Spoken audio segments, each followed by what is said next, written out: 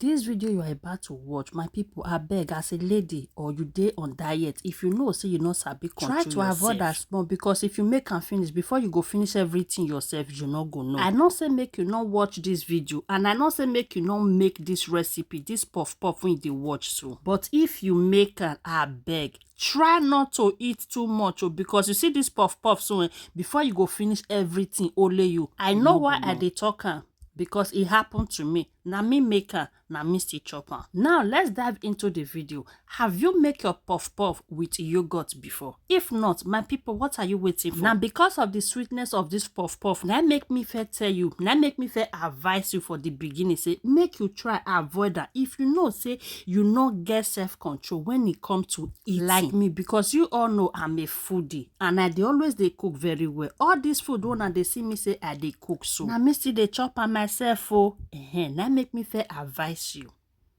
So we don't finish put our yogurt for inside our bowl. Now come add an our milk, come add an sugar and nutmeg. Then we go come turn everything. This one na 1 kg of all-purpose flour. Now it be this one at the see. So after this one, we'll come turn everything together. Make sure you turn it very well. Make everything for combine together, because man and woman when they in marriage, when you understand yourself, it they hard before they quarrel. As I they use this thing, they turn and I be like say not going to feed the whole and well again. Now I remove and now I put my hand. This I can't use my hand to turn and very well, you understand. As I dey turn, I can't notice say the milk not now I can't add them another milk again, because I know they like if my puff puff the day strong. I like my puff puff it go dey light. So we still dey turn and they go, my people. And now yeah, now for put that milk again, now then can't turn them again. After that one, now we go come cover. See this life when we dey, so it's supposed make person they get patient. It get why when you be say person go they get patient. I never even put that milk again, but I don't they tell una say I don't put milk. Imagine me. May we cover and won't leave am for a small time, but my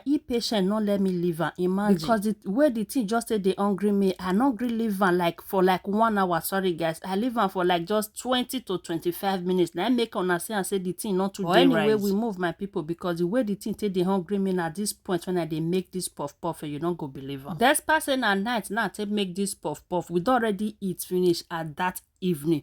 But the way me and my children still eat this puff puff, and my people, you go think say we never even fail. Because the way this puff puff tastes sweet, and as I dey fry and I saw me and my children they eat and instantly before I fry and finish, I don't already eat almost 10. Imagine, look at the way it's beautiful now. Is it not beautiful? Is it not colory? What do you guys think? If you never try yogurt puff puff, you are missing a lot. Just give it a try and you will thank me later on the comment section. Now, if you know, so you don't watch this video, Risha, it means say you did enjoy them, but you don't want follow. At the same time, you don't want like and say, waiting I do you. I beg, help a sister, help a mother. As you do, may God highly bless you. Thank you guys for watching.